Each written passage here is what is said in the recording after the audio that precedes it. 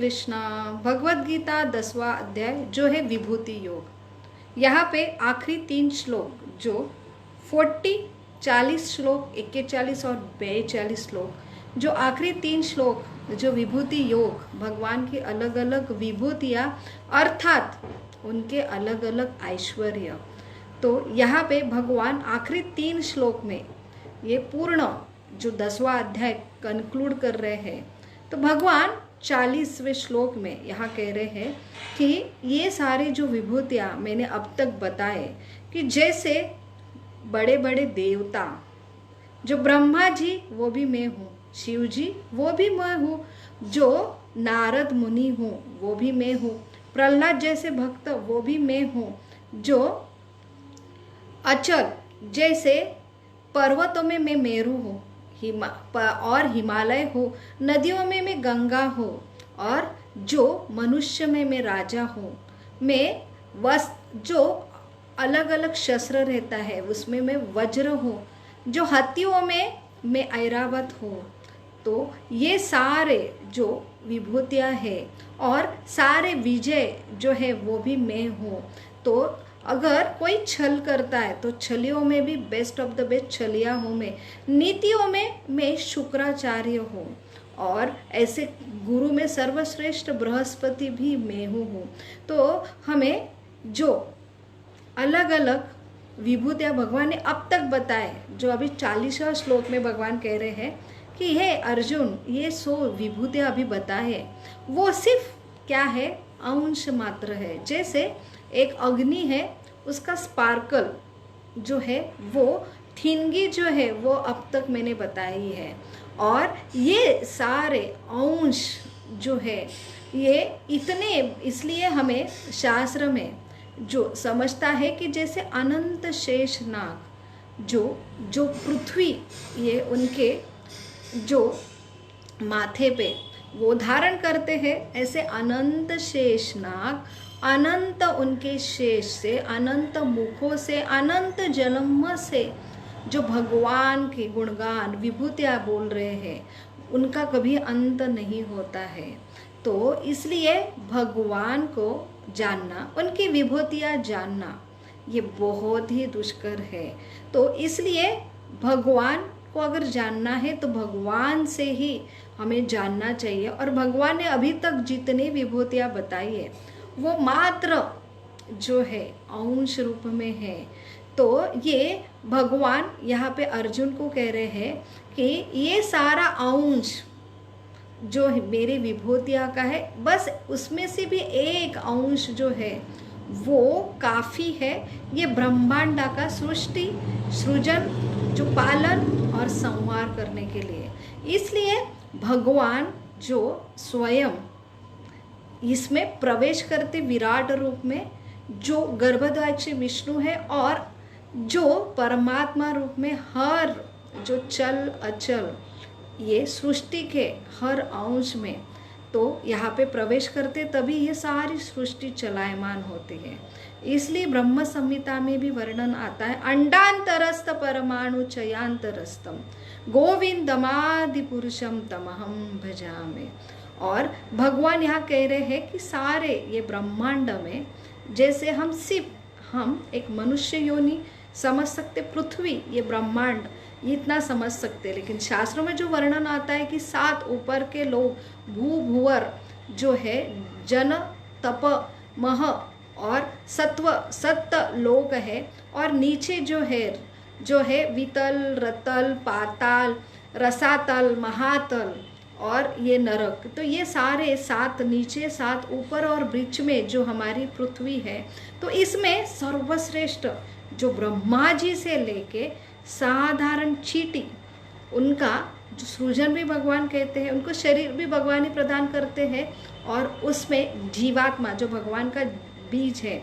वो भी भगवान है, और परमात्मा रूप में जब वो इस शरीर में प्रवेश करते तभी चलायमान होते। तो ब्रह्मा जी जो सर्वश्रेष्ठ जीव है ये भौतिक जगत के, उससे तो चींटी तक सबका सृजन पालन जो है भगवान द्वारा ही होता है। इसलिए यशवेंद्र गोप मथवेंद्र मोह स्वकर्म बंधान रूप फलभाज नमातनोति कर्माणि निर्हंति किंतु च भक्ति भाजा गोविंदमादि पुरुषम तमहम भजामि। तो हम अब तक जो हमारी परिभाषा चल रही थी पहले 6 अध्याय में, हम कौन है, आत्मा है, और हमारे कर्म कैसे रहते हैं। तो यहाँ पे भगवान जो परमात्मा की परिभाषा चल रही है, तो यहाँ पे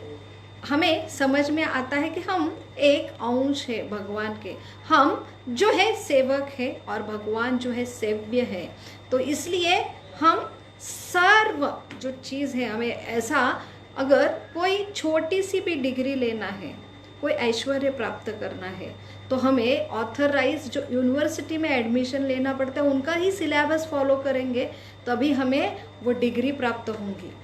और इसलिए हम मन चाहे अपने मन से जो है कोई भी किताब उठाएंगे, अपने मन से जो है स्टडी करेंगे, अपने मन से उत्तर लिखेंगे, तो कैसे हमें डिग्री प्राप्त होगी। वैसे ही ये सृष्टि जिन्होंने बनाई है और ये हमारा स्वरूप भी बता रहे हैं, इसलिए हमने जो है शास्त्र से ही जो है खुद की परिभाषा समझ के जो है पूजा की विधि, जो अब तक 7वें 8वें 9वें 10वें अध्याय में भगवान ने बताया कि कैसे जो है मैं सर्वश्रेष्ठ और सबका पिता हूँ, और मुझ में ही जो है ब्रह्मा जी, शिव, जो सारे देव देवता निवास करते हैं। कैसे विधि पूर्वक जो पूजा होती है, जो है एक शरीर को चलाने के लिए पेट को खाना देना है और पेट सारी ऊर्जा शरीर को देते हैं, वैसे ही ये जीवन चलाने के लिए जो यज्ञ ने बोला है उसमें जो पूजा विधि है कि कृष्ण को ही हमने जो विधि पूर्वक पूजा करना है, कृष्ण के रूप में ही। और कृष्ण को कैसे हम पूजा करना है, तो भगवान बोलते हैं पत्रम पुष्पम फलम। तो ये पेट को एक शरीर है,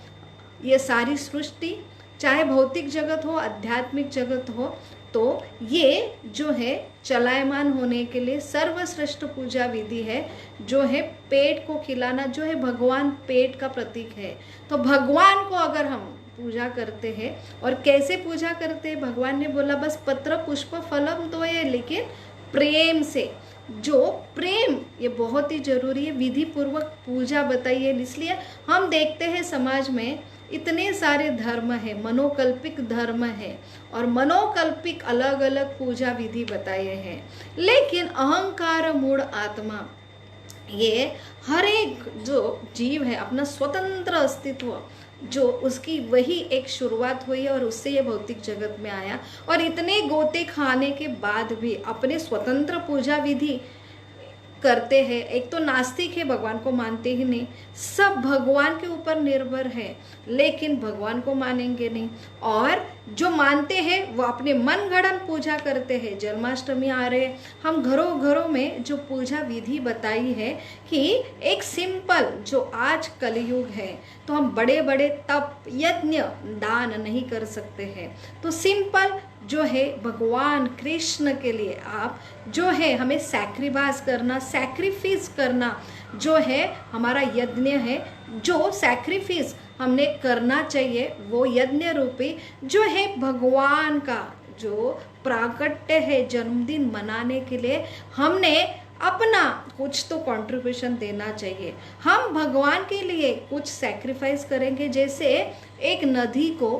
नदी का ही पानी लेके लोटे में नदी को ही अर्पण करने जैसा है। सारी विभूतियाँ शक्तियाँ हमें बुद्धि शक्ति सारे प्रदान करने वाले भगवान कृष्ण है, उनसे हमें लक्ष्मी प्राप्त होती है। और लक्ष्मी जो है भगवान कहते हैं वो जो है लक्ष्मी सहस्त्र शतसंभ्रम सेव्यमान है, जो लक्ष्मीपति है। तो यहाँ पे हम लक्ष्मी को अलग करके हमारे भोग के लिए जीवन भर इस्तेमाल करते, यही एक सबसे बड़ा मुख्य कारण है कि जो हम भगवान को नहीं समझ पा रहे, इस भौतिक जगत में अलग अलग कर्म के गोते खा रहे हैं। इसलिए बहुत ही सुंदर अवसर है जो है कृष्ण जन्माष्टमी में अपना जो यथा योग्य लक्ष्मी को जो है भगवान की लक्ष्मी है, भगवान के लिए अर्पण करना है। तो यही यज्ञ है और ये लक्ष्मी का उपयोग भगवान के ऐसे ज्ञान के लिए जो है करना है, यही सही लक्ष्मी, क्योंकि ये सारे जीव है जो है सोए है। तो ये जो सोए हैं भूलग्रस्त है, उनके लिए बस एक ही मात्र आशा है कि जो है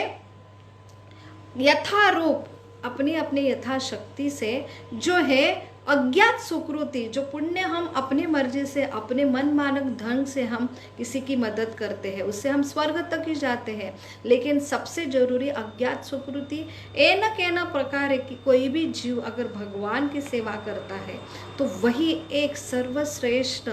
जो पुण्य है, और जिससे सबसे बड़ा जो पाप है, दुख है, ये जगत में हम अटके, उससे हम जो है सबसे बड़ी हमारा मोक्ष होगा, जो भगवान से हमारा योग प्रस्थापित होगा, नाता प्रस्थापित होगा। तो यही भगवान यहाँ पे कंक्लूड कर रही है। विधिवत पूजा है कृष्ण की, और ये सारी विभूतियाँ भगवान से ही आते हैं। और ये विभूतियाँ जानने का एक ही अर्थ है कि कैसे always remember Krishna, never forget Krishna. तो भगवान को किसी भी क्षण जो है कोई भी कैसे जो स्मरण कर सकता है, चाहे आप ऑफिस में हो, ड्यूटी में हो, पॉलिटिक्स में हो, कोई भी क्षेत्र में हो, या फिल्म में हो, या कोई भी स्पोर्ट्स में है, तो वहाँ पे अलग अलग विभूतियाँ, अलग अलग आपको ऐसे यशवान गुणवान जो भी गुण जो आता है, तो भगवान बोलते वो गुण में हो।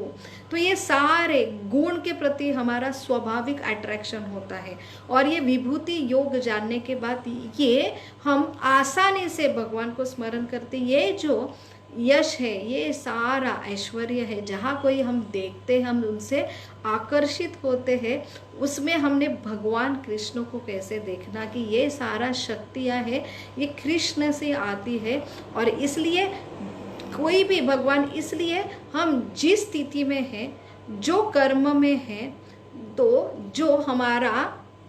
आश्रम है उसमें स्थित होके हम कैसे भगवान कृष्ण को जो है स्मरण कर सकते हैं, वही योग कहलाता है। वही ये विभूति योग का अल्टीमेटली सार है कि कैसे जीव जो है हमेशा भगवान का स्मरण करे। हरे कृष्णा कृष्ण कृष्ण हरे हरे, हरे राम